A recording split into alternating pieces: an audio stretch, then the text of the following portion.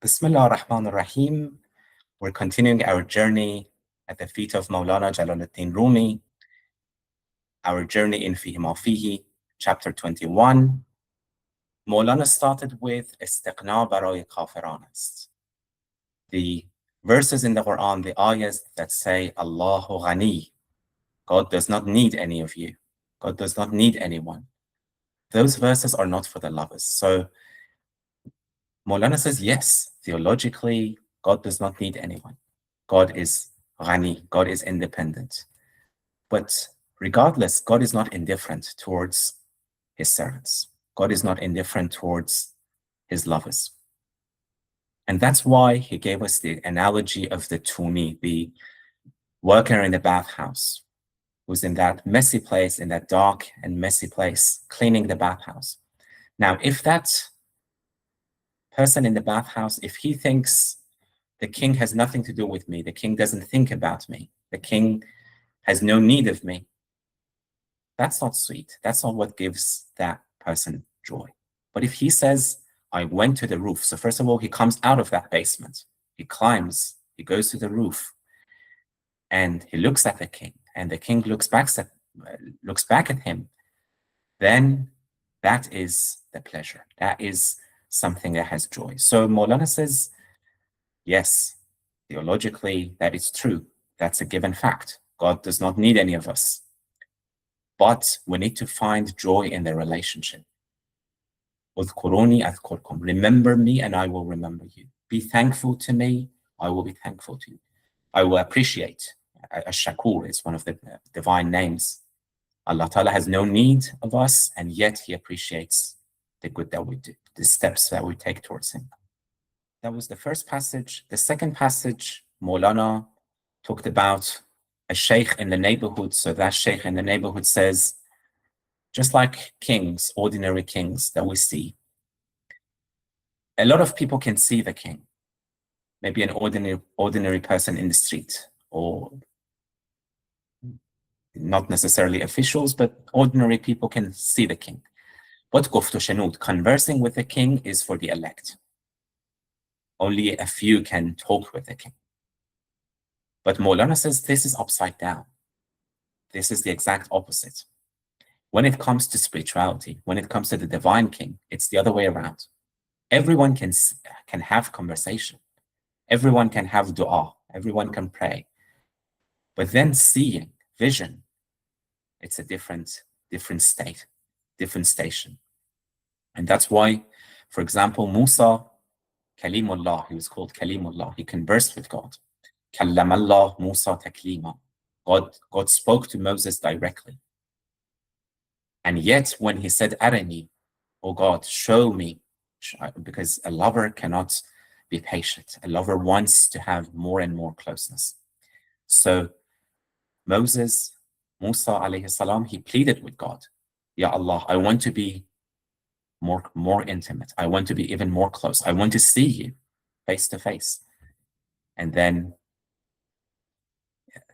that was the response, Lan tarani, you shall not see me, Moses, but look at the mountain. And then Allah Ta'ala manifested to that mountain, and that mountain crumbled and was fragmented. And Moses himself fell unconscious because he couldn't withstand that. He couldn't, he didn't have the power to see that. So Maulana says, Maqam al-Didar, the station of vision, was given to Sayyidina Rasulullah, to Muhammad sallallahu alayhi wa sallam. So that's as in Surah Al-Najm, Ma zagha al-basaru wa ma tagha. His eye did not swerve. So that's Didar. Ultimately, we need to move from words, from things that we say, things that we read, we listen to becoming and seeing. And that's what Maulana says in the Ghazals. گوشم شنید قصه ایمان و مست شد کو قسم چشم صورت ایمان آرزوست. My ears heard the story of faith and they became drunk. Where is the share for the eye? صورت ایمان آرزوست. I want to see faith embodied. I want to see the form of faith. So that's مقام دیدار. And then the next passage, Maulana says, God is his own proof. That's Maulana Shams Tabrizi. He says that probably someone who had studied some philosophy, comes to Shams Tabriz and says, Man Khuda ra isbat kardam. I've proven the existence of God through logical arguments, through proofs. And Hazrat Shams thinks this is arrogance. How can you prove the existence of God? If you want to prove anything, prove yourself. Prove your own existence. Prove that you are something in his presence. A mardak, or little man, or wretched man, Khuda sabit hast. God does not need proof. اثبات او را دلیل نمی‌باید. His existence does not need any logical proof. If you want to do anything, prove yourself. That's what you need to prove. وگرنه او بی دلیل ثابت است. Otherwise, he exists without proof. If you need to prove anything, prove yourself. And that's what Maulana insists on. Logical arguments, they take you to the threshold, but they don't take you inside the house. What takes you inside the house is vision, is tasting, it's dhawq,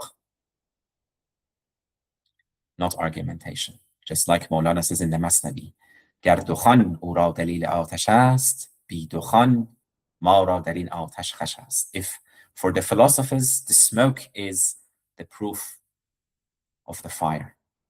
But for us, we're already consumed in this fire. We're already burning in this fire. We don't need dukhan. We don't need the smoke. بی دخان ما را در این آتش خوش است. So Maulana says there are people who are busy with proofs. They're busy with pointers. The proofs are pointers. They're pointers, fingers pointing at the moon. So it's pointing to the moon. But there are people who are busy with the madlul, not to the pointers, but with the one who is being pointed at. او گریزد از دلیل و از حجت. There are people who flee from arguments, flee from proofs as pay madlul, because of the one that's being proven. They have that direct experience of the beloved. So they don't need those proofs anymore. It's just like someone who's on the roof and looking at the moon. They don't need ladders anymore. So that's what Maulana says. وَإِن مِّن شَيْءٍ إِلَّا يُسَبِّحُ بِحَمْدِهِ. When you see that reality for yourself, within you and outside of you, everywhere. As in the Quran, وَلِلَّهِ الْمَشْرِقُ وَالْمَغْرِبُ. East and west belongs to God. فَأَيْنَمَا تَوَلَّوْا فَثَمَّ وَجْهُ اللَّهِ. Wheresoever you turn, it's the face of God. When you see that, everything is praising God. Everything is a proof of God. What logical proofs do you need? Every single atom is praising God. Everything in its own language, in its own way. So yeah, that was a quick recap of the previous section. Any comments, reflections? Yes, Ashraf.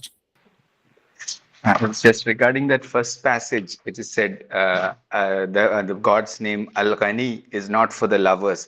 I was just thinking of the term, the divine name Al-Mughni, also the enricher, or the one who gives self-sufficiency, like Al-Ghani, Al-Mughni. So I thought that it's God who gives self-sufficiency, in the sense that I think there is somewhere in Muhammad Iqbal's one of his Urdu poems, he writes Istighna-e Salmani, in the sense that of the Salman al-Farisi, I think he alludes to what he meant. Probably this self-sufficiency, this kind of independence from other means, that is given by God. And that, I think, is the independence that I think is a different type of independence from what can be found in any other way. Yeah, absolutely, indeed. It is as the classical couplet in the Masnavi, where Maulana says, the proof of the sun is the sun, right? Do you say that you believe that the sun exists because you can experience its warmth and its radiance, or is the existence of the sun all-encompassing in your life? And in a similar way, the beautiful verse of the Quran says, هو الأول والآخر والظاهر والباطن, that He is the first and the last and the present and the hidden. That whatever we imagine in presence and majesty, Allah is more present than that. And whatever is hidden and mysterious, Allah is more hidden and mysterious. And of course, in our day-to-day life, it doesn't make any sense that something can be present and hidden at the same time. It's a logical contradictory. But it is a characteristic of the divine that nothing can include these two characteristics simultaneously except for the existence of God, which is all-encompassing. Thank you. Ayvallah, indeed. As Maulana says, Aftab omad dalil aftab. The proof of the sun is the sun itself. Gar dalilat bayad az vay ru matab. And if you need any proofs for the sun, do not turn your face away from the sun. And then Maulana says, you need that thirst. You need that thirst. Hich guyad tefl khud hujjat biyar. Does a baby tell its mom, I need to see proofs so that I can drink your milk? No infant would say that. So if there's someone thirsty in a desert and you bring them water, they're not going to ask, they're not going to ask for proofs because they're thirsty. And that's what Maulana says, dar dil har ummati kas haq mazast, any people who have thirst for realities, thirst for the truth. Ruy avaz paymbar mu'jiz ast. For them, the face of the Prophet is a miracle. The voice of the Prophet is a miracle. They don't need any other proofs. Yeah, that regarding that last statement of this, there is no not doubt. I was thinking of the Quranic verse, La raiba fihi hudal lil muttaqin.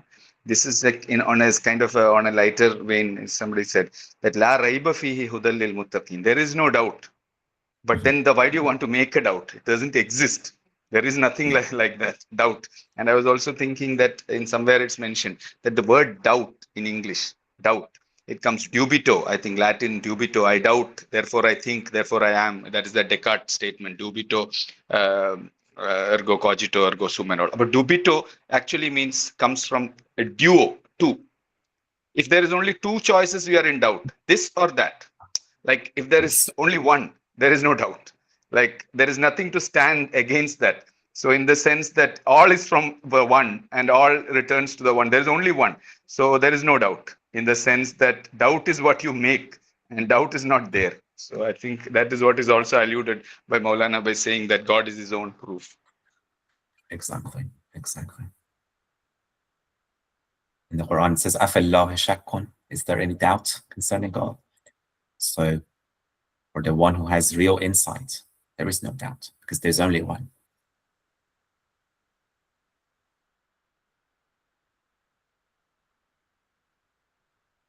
Okay.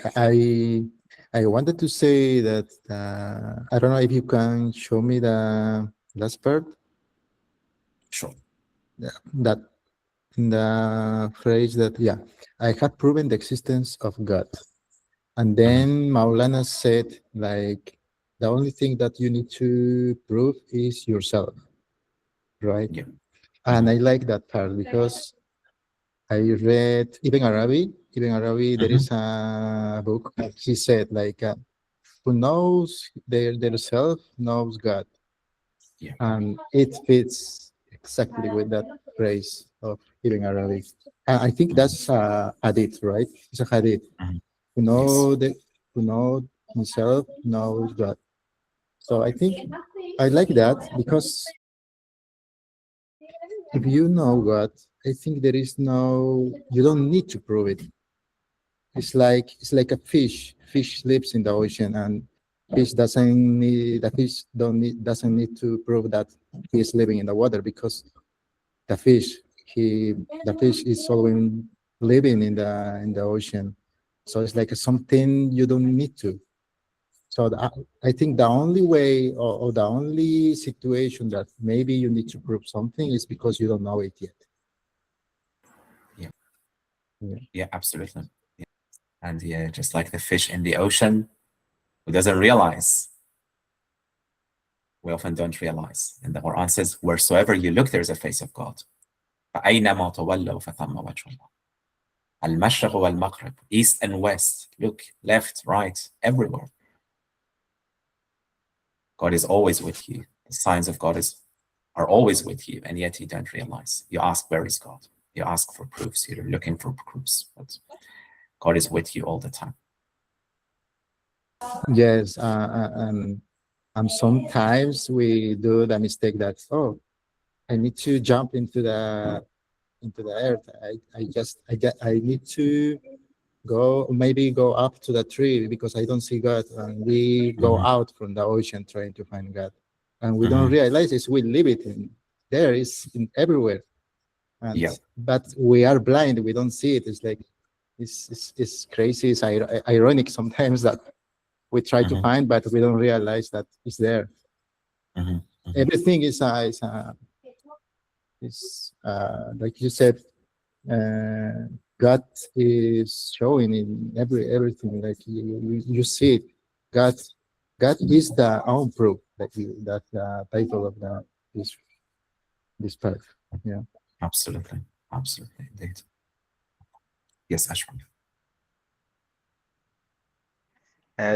I wanted to tell a small story from a book called Islam and the Destiny of Man. I found it very touching, and I think relevant to this point, in the sense that it's a beautiful book written by an English Muslim who became Muslim. So in which he writes a particular story in which a person, a philosopher, a great philosopher, you can consider him like what Maulana is satirizing in this particular section. Like he wanted to find God. I mean, personally and like existentially, completely, like proof. And so he tried all his logical and epistemological or whatever philosophical methods. And then he felt that I should go into a retreat. I cannot do this here. So he went into a cave. And there he did a lot of austerities and a lot of meditation and deep breathing or whatever, and all the various physical and mental exercises. And then nothing happened to him. Like he's as he was, and nothing is changing or nothing is happening. So he tried all his tricks, everything, and then he got really like very disappointed and frustrated.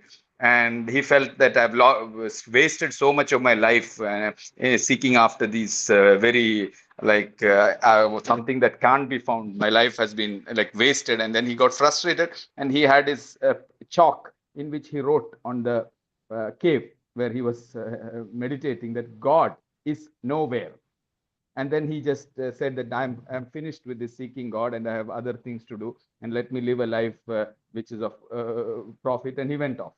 So the story then turns to another. After many years, there was a shepherd, a kind of a person who was taking his sheep through the mountains. He was illiterate. He did not study anything. He did not know anything. Even he was barely literate. He probably had gone to first primary school. So he was seeking, and one of his goats actually ran into a cave, because goats can run like helter and skelter. So this goat, when he went behind his goat and went into this cave and found that somebody seems to have written something on the wall. What is this? And it looks English, because he just barely knows English alphabet and some words. So he read, okay, let me try to read. What is this written? So he said G-O-T. That's, I know, God. It's because a common word. Then it looks like a big long word. He has not heard that. So he started reading it one by one. N-O-W. That I know. Next, H-E-R-E. Here. God is now here.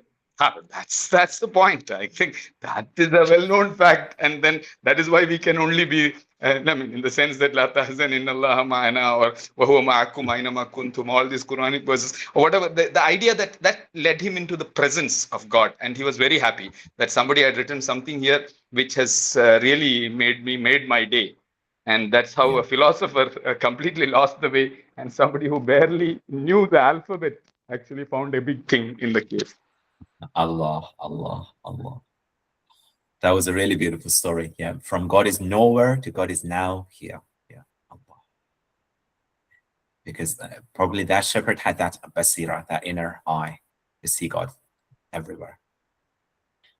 And that's why Maulana says, unless you find God in yourself, you cannot recognize the signs of God outside. There's the ghazal, I went to the Kaaba, and he wasn't there. I went to Chalipa Nasraniyan sar be sar bepemudam, and that Chalipa nabud. I surveyed the cross of the Christians, he was not on the cross. And I went to the Kaaba, I went to the mountains, I went to the plains, I went to Kandahar, God was not there. And then نظر کردم در دل خویشتن. I looked inside my own heart.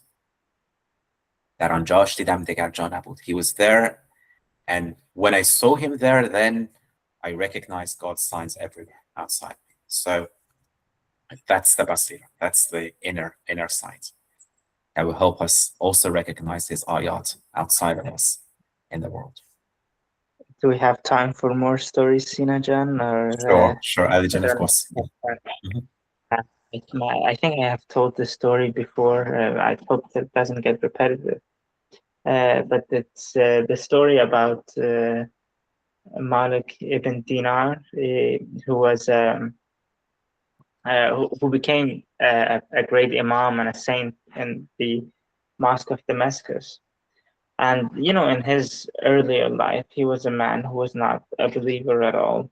He lived in a Muslim community, but he was not a believer in the standard sense of the word, and he was a drunkard. He would drink, and nobody wanted to be associated with him. And that was just his state of existence, and he just went by and would drink every day, and so on and so forth.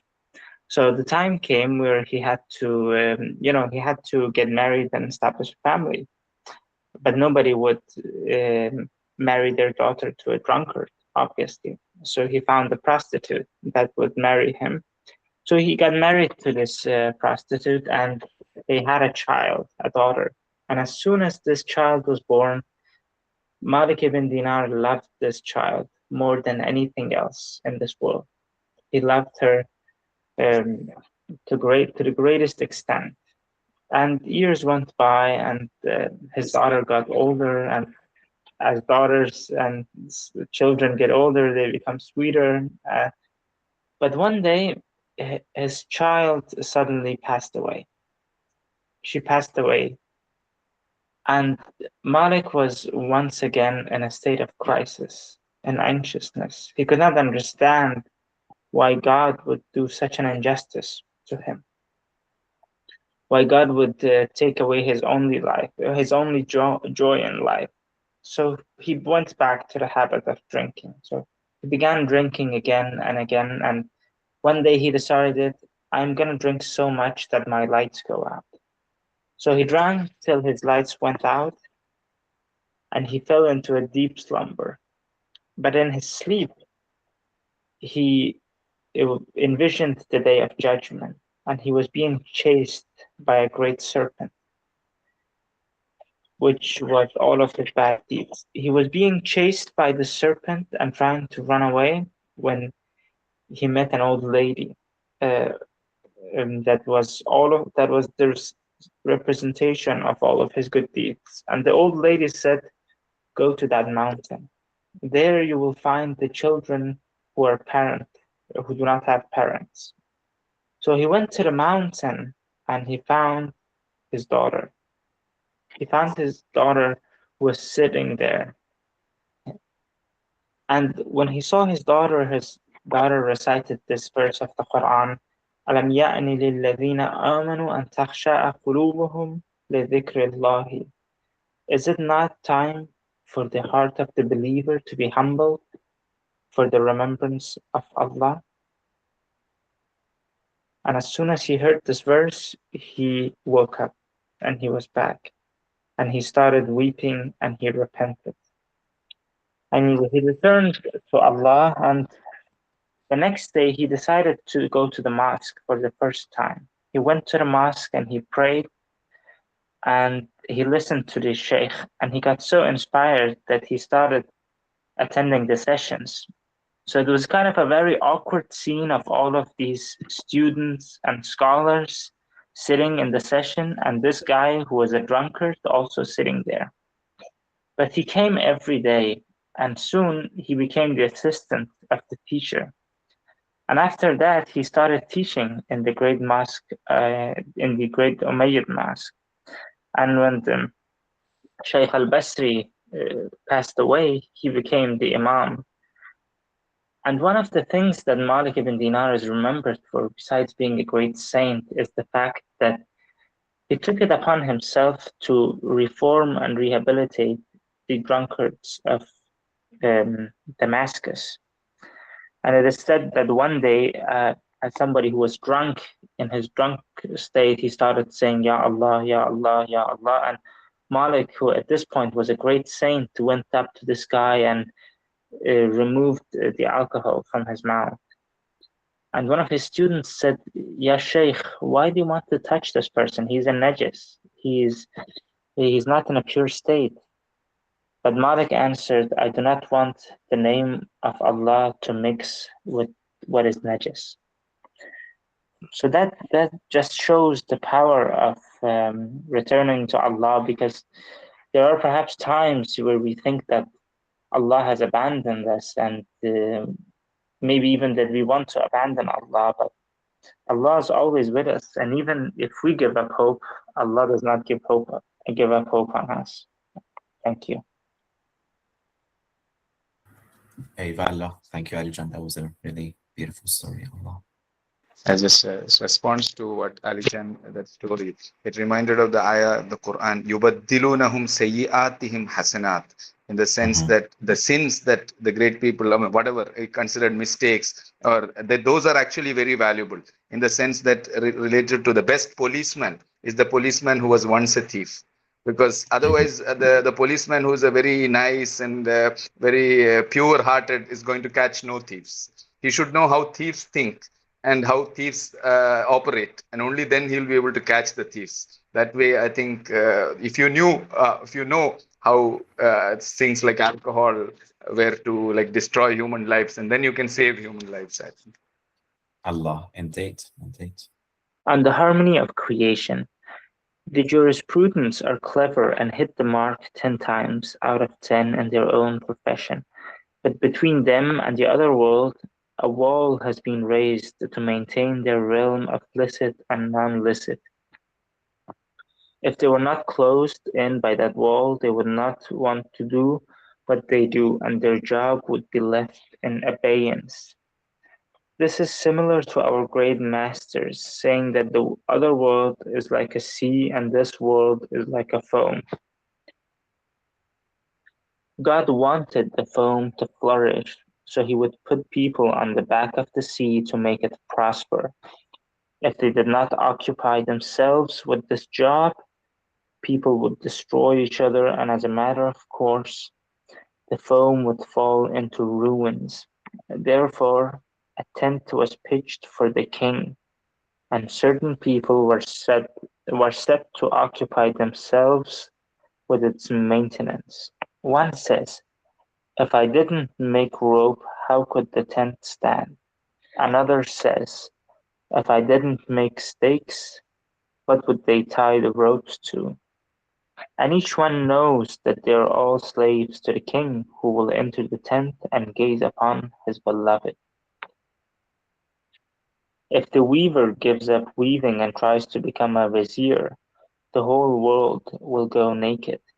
He was therefore given a certain pleasure in his craft and is happy. That nation then was created to keep the world of foam in good order, and that world was created to maintain that same. Blessed is he for whose maintenance the world was created. It was not created to maintain the world. Each person was therefore given such pleasure and happiness in God's labor that if he were to live 100 years, he would go right on doing his job. Every day his love for his labor increases. His expertise is born of practicing his craft, and he derives joy and pleasure therefrom. neither is there anything which doth not celebrate his praise.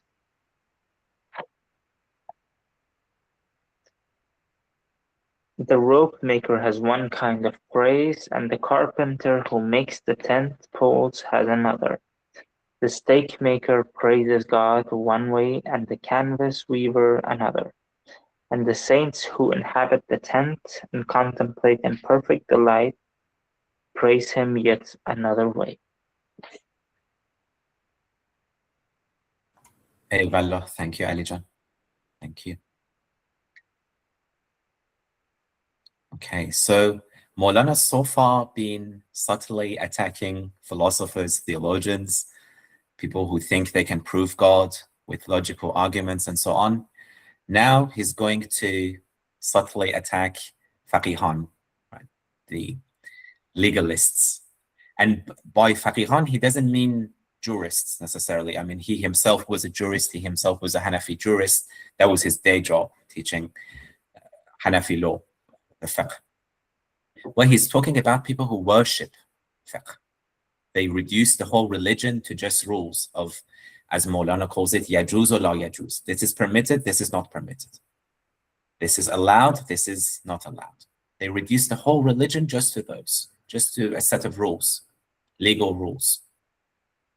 And he says, "Be biyaban ishq rah nabarad khane parvarde la yajuz o yajuz." People who are bred, people who are raised in this house of permitted and not permitted, allowed and forbidden, they will not enter the desert of love. So love is expansive. It's that vast desert that has no walls. But these worshippers of form, worshippers of law, they're in this walled prison in a sense, right? Because they're not going beyond the rules, beyond the forms.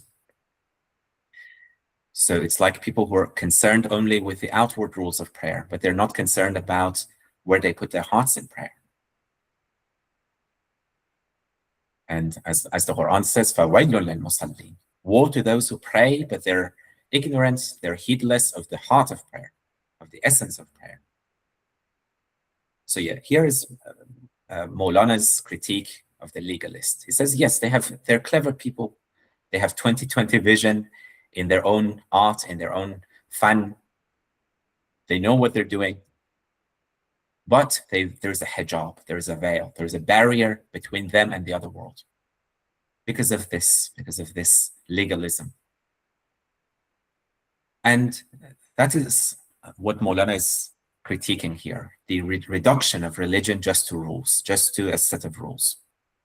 You know, in the Quran, some people say there are 150, some people say there are 200, different estimations of how many verses of the Quran are about rules. But there are thousands of verses which are about insight, which are about cleansing your heart, which are about knowledge of the hereafter. And that's the heart of the Quran. That's the heart of the Quran. Maybe 4%, 5% of the Quran is legal rules of different things. It could be about the forms of prayer and fasting and so on, and it could be about marriage and divorce and rules of inheritance, those kind of things. But what happens when you make the branch, you make it the root, you make it your main thing becomes the branch, not the root. The main thing becomes the shell, not the kernel. So that's the problem. And Maulana's concern is always with the root of the root of the root of religion. So, you know, as in the hadith where Sayyidatuna Aisha, she says, if the first thing that was revealed was do not drink wine, we wouldn't have become Muslim. People wouldn't have become Muslim. People would say, no, we're not going to do that, because alcohol was just like water, you know, that was essential. The whole economy, the whole society was so attached to drinking. It was so ingrained in Arab culture. But the first thing that was revealed was the love of God. It gave us a taste of the other wine. And when we had a taste of that wine, it was easy for us to let go of this wine. So the first thing that was revealed was not the rules. And that's why Maulana says it's like a wall. That's Fiqhism, again, not fiqh itself, it's the Fiqhism, the reduction of religion to fiqh. That can be just like a wall. But then he quotes his own father. So when he says Maulana Buzurg, the great Maulana, he means his own father, Bahauddin. He says, An alam bemanand daryaist. The other world is just like an ocean. And this world is like kaf. It's like a foam of that sea. But God has made some people occupied with the foam so that this world is not destroyed. قومی را پشت به دریا کرد برای امارت کفک. God himself has put some people on the back of the sea to make this world prosper. So Maulana is saying this, people, the jurists, yes, they're necessary. People, we need them. We need them because we need harmony in this world. We need rules. We need rules on marriage. We need rules on divorce. We need rules on inheritance so that people don't fight, so that there is some sort of harmony, equilibrium in this world. We do need all these people. Just like, and Maulana gives another analogy. Imagine there's a tent. Imagine there's a tent. And there's a weaver in that tent. There's someone whose job is weaving. And that person thinks weaving is the most important thing. That's the royal tent. There's another one who's a rope maker. There's another one who's a peg maker. And all of them are necessary. You cannot have that tent without all of these people working together. So yes, God himself has made some people interested in fiqh. God himself has made some people interested in kalam. God himself has made... And God has given a dhawq to each person. So if you ask the faqih, they will say the sweetest Islamic science is fiqh. And God has given each of them a dhawq.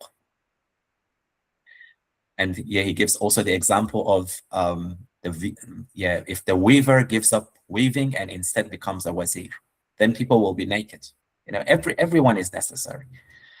Agar Kanas nabwad dar mamalik, as Sheikh Mahmoud Shabastari, he says, if there are no sweepers in the city, everyone will be in distress. If there's no one to sweep the streets, there's no one to sweep the clean the bathrooms and so on, the whole city will be in distress. So everyone is necessary. The rope maker is necessary, the weaver is necessary, the faqih is necessary, intellectuals are necessary, all of them are necessary. But this is so that this tent is established. And this tent is established for the king. So Maulana says there are people that are necessary for the dunya. But then there are other people that this dunya is made for them. Not only that, the other world is also made for them. And they are made only for God. I made you for myself. That's Allah Ta'ala saying to Moses, who's this prophet, who's this wali of Allah. I made you for myself. I didn't make you for this world. Rather, I made this world for you. I didn't make you for the other world. I made the other world also for you. But I made you for myself. So, yeah, Maulana says there's a difference between the people who are made for this world and the people who are made for God. And blessed is he for whose maintenance the world was created, not he for the maintenance of the world. And yes, he explains that everyone, God has given them pleasure and happiness in their own labor, in what they are doing. And if they lived for 100 years, they wanted to do the same thing. And every day his love for his labor increases. And that's all a sign that Allah Ta'ala wants this tent to be established. So, yeah, that's again Maulana's attitude, he sees beauty in everything. He sees divine wisdom in everything. So he says, yes, this fiqh can be a wall. It can be a wall, but it's necessary. Without it, you couldn't organize society. Without it, there will be fights every day. Without it, humanity would devour itself, would constantly be fighting. So it is necessary. And it is necessary to know what is halal and what is haram. It is necessary to know what is permitted and what is not permitted. But that's the shell of the walnut. And that's necessary, but it's not enough. You also need to constantly beg, constantly pray to Allah to give you that vision. Constantly pray, constantly ask Him for the wine of love. So for the wings, so that you can fly. So that religion does not become a burden. Religion becomes wings that helps you fly. So that's the balance of the outward and the inward that Maulana constantly talks about. Yes, the outward has its place, but the outward is for the inward. The branches are for the root. You know, that's what Maulana says. If you have a branch, if you hold on to a branch, you will have that branch. But if you hold on to the root of the tree, then all of the branches are yours and more. So that's what Maulana is calling us to. And that's the branch, the ocean, not just a drop. I was thinking of the word, the fiqh itself, because in Arabic, faqiha means understood, and it's understanding. And then there is this hadith, man yuridillahu khairan yufaqihuhu fid deen. Like the deen, Maulana says that the root of the root of the root of the religion, usul deen. But that is, I think, the fiqh. And in the sense that, because we have tendency to just, these names become like almost like idolized, or rather celebrated for their own sake instead of what it really means. And I think because Maulana's in the Masnavi, there is this verse, fiqh hai fiqh ho, nahve nahvo, sarf e sarf, dar kamamad yabi e yari shigarf. I think that puts it in a very, like, it's like higher learning is actually learning about learning and understanding about understanding. And then this is, I think, it is really something very rampant in the world of today. Even if the word, if you say Islam, idea, I was thinking Islamic and un-Islamic. Everyone is pronouncing what is Islam and Islamic. But Islam really is a word which has so many meanings. And in the sense that Aslim and all, if you say, the idea of all that salam, taslim, istislam, and all those things. And then it's about understanding and being in that state and that light and that. So those things are not recognized, and just that term and its simple definition. And then you just have this classification, what is Islamic and what is not. And then you just, this is, I think, a very rampant problem. Maulana actually, in his time, if it was prominent, today it is like just epidemic or rampant. Absolutely, absolutely. Names become labels, and people become concerned more about those names and labels than what those names signify and represent. Being a Muslim is in your heart.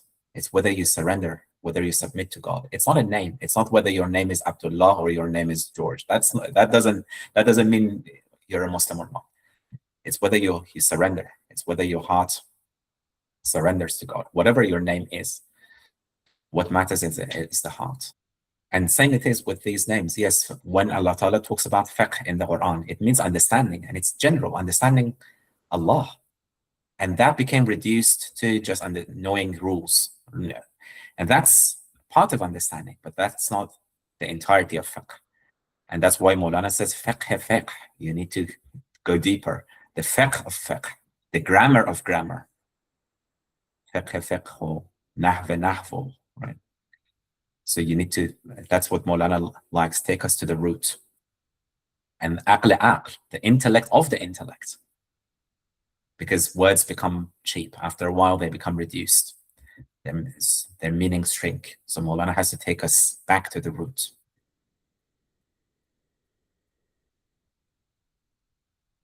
Oh, yes, Javed, please. Actually, I had a question. What are the roots Maulana is referring? What are the, pardon me? Roots Maulana is referring. Like fiqh is a branch, Yes, so and occupations are branches. And what are the roots? mhm, mhm. The roots are hidden, right? So you need to go, the branches are always the visible, the outward. So, you know, yes, you have the branches in fiqh, you have different madhahib, different rules, and so on. But the root is in the tawheed. The root is La ilaha illallah. That's the root. And once you cling to that, your attachment is to that, to La ilaha illallah. Then all branches are yours. All branches are yours. The root is the remembrance of God. وَلَا ذِكْرُ اللَّهِ أَكْبَرُ. Remembering God is greater. Yes, prayer is important, the outward, and it's necessary. And there are outward, you know, the rules of prayer and so on. But what makes prayer is dhikrullah, remembering God, rather than where do you put your hands or how do you do, you know. Yeah, there are different ways, different interpretations when it comes to those rules. And there are different madahib. But the heart of prayer, what is prayer for? أقم الصلاة لذكري. Establish prayer for my remembrance. So when people are more concerned about those rules and those outward rules, then they're concerned about whether their heart is present, whether they're remembering God. That's the problem, right? So that means they're neglecting the root and they're busy with the branches. Yeah, just in response to that, when Maulana says root of the root, I was thinking of this verse in the Quran, Kalima Tayyiba ka Shajara Tayyiba, Asluha Sabitun wa Far'uha fis Sama. The idea of the tree, and then roots are sunk firm, and then there are branches and there are fruits in every season. So actually the roots are what matter, not the fruits. That you can read it that way, like you have to go to the roots, and the roots are the foundation and everything. But I was thinking the root of the root means it's the seed, in a sense that the seed is in the tree, or rather the tree is for the seed. I think Maulana says in another place that it's for the fruit, that the tree. So the fruit is first, or rather the fruit means it contains seeds, like in the sense that the seed of the matter, or the heart of the matter, or the very essence, the pith, the kernel, the alub of everything is, I think, ulul albab, the phrase in the Quran says that the people of the kernels, the root, the pith. So I was just like, it's something like beyond what logic, even logic also has a way of going to the root, in the sense that it's about tracing back to the first principles, and all the axioms are proved. I mean, theorems are proved based on the axioms and everything else. For example, like you go back to the first cause, or rather whatever, all these philosophical this thing. But then beyond that, the root. And then another thing that came to mind in the second part of this passage is that the praise be to the one for whom this world is made. In the sense, it reminded of this hadith. I don't know whether it's actually a firm, like what is the source of that, is usually mentioned in the Indian subcontinent very often, is that laula kalama khalaqtul aflak, is that but for you I would not have created this world, in the sense that it's for the Prophet alayhi salatu wasalam. He is the goal, and he is the first and the last, in the sense that he is the origin, and he for whom it was made. And then this idea, this hadith Qudsi also, I don't know whether again the source of that, it said that khalaqtul ashiya'a kullaha li ajalik wa khalaqtuka li ajali, like everything I made for you, and you I made for me, like that you mentioned the verse wastanatuka li nafsi, also I think is the same meaning, in the sense that this root and the origin of the whole can be said to be seen to be connected to the Prophet. I like the phrase that you said, that people who is concerned in like a halal or haram, to focus on that things, and that people who knows they have a lot of knowledge about God, because they read a lot of books about God, and they know all the rules that is allowed and a lot of rules that is not allowed, and they are focused on that. And sometimes we do the same. We are focused on, okay, this is not good, this is not good. And I in the Kitab al-Hikam, in that book, there is a phrase that say that says like evidence and clear is when you try to find to God in the disobedience, and it's hidden, very hidden in the obedience.